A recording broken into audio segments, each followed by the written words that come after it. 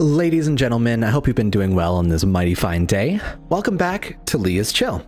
Today what I wanted to go ahead and do, if you haven't been keeping up with the channel, or you weren't around just before I took my little break, Tokyo Ghoul currently has no games officially released on the mobile platform, and there's only the console game Call to Exist. And so the data miner, who used to be a spearhead of our community, Kevin Chopmajo, has done a sort of asset flip to be able to turn those old assets into a visual novel.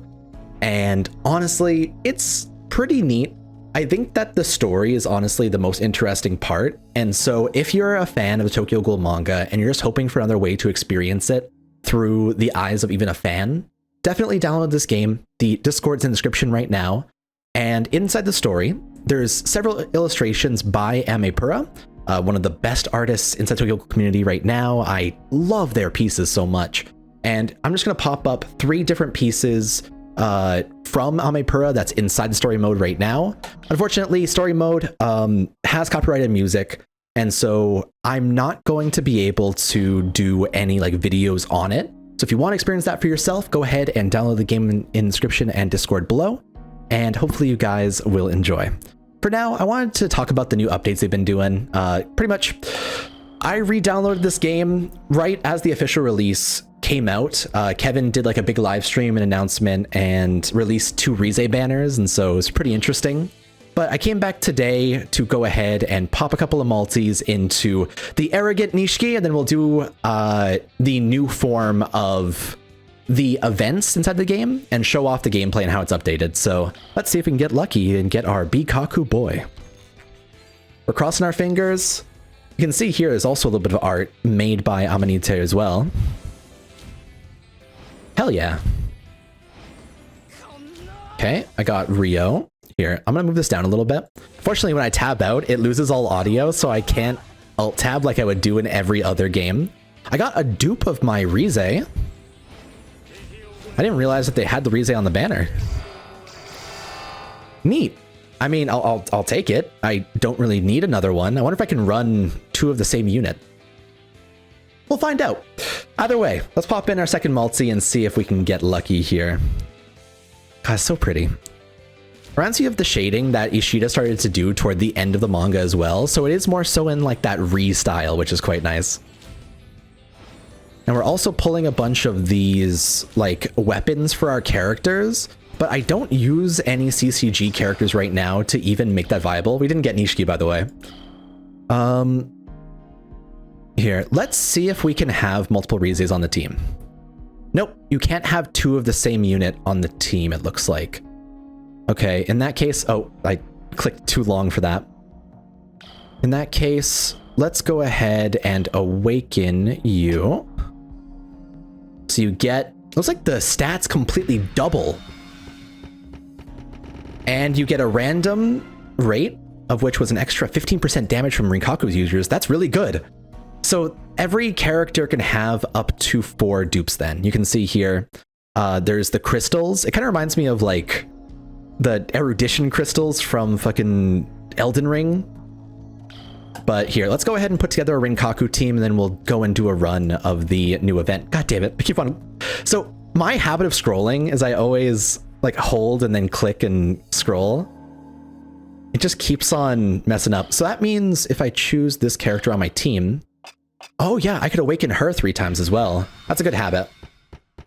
In that case, we'll be able to see how these dupes go. Enemy timers increased by 1.5 seconds. Interesting. All right. We're going to pop into the events tab, and then I guess we'll just fight Kokaku crystals, Rinkaku crystals, deception, Ukaku crystals. Let's just fight deception for now. I like the fact that Rio has every one of the typings. It's so rad. But we're going to pop into this. We'll start with C.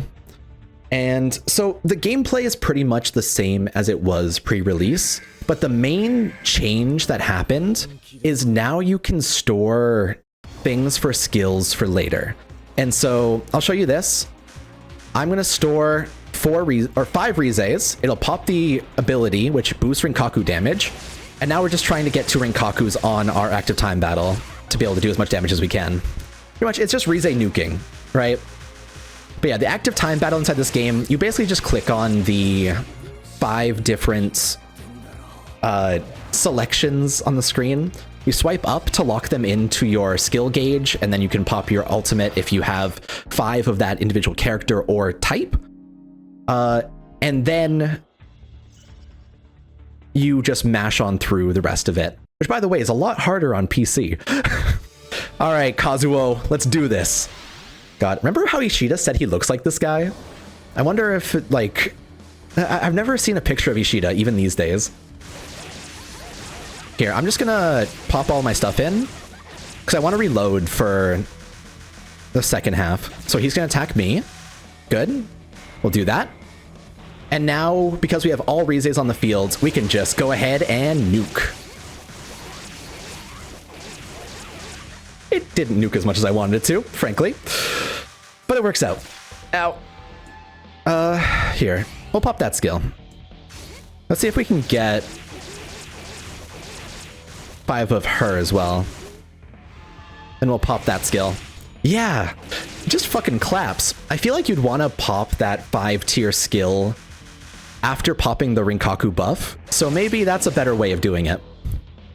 Either way, we did it. Now we're on to Nishiki. Forgot that he kicks his head off. Here, we're just gonna set up our DPS for next time. Swipe up. I just gotta pop both of those. I want to get 5 Rizes on the field. Okay, skill, pop. Swipe up, swipe up. And good to go. Looking forward to when they drop the Kaneki banner, because that'll be like the first time that there's legit hype around releases inside this game. I do feel like Rize isn't the character that people usually think of when they think of Tokyo Ghoul. She literally wasn't around for 95% of it. Even though she is the premise, she is not the series itself. So I'm gonna lock on up. Looks like I'm locked for 5 seconds right now, so I can't use any abilities.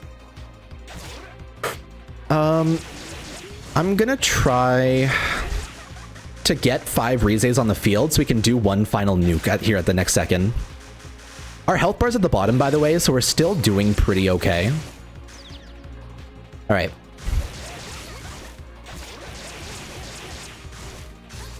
Here we go! Do-do-do-do. Ah, it didn't even kill. It didn't even fucking kill. I thought I was gonna kill. God damn it. It is kind of a war of attrition, honestly, when it comes to these battles.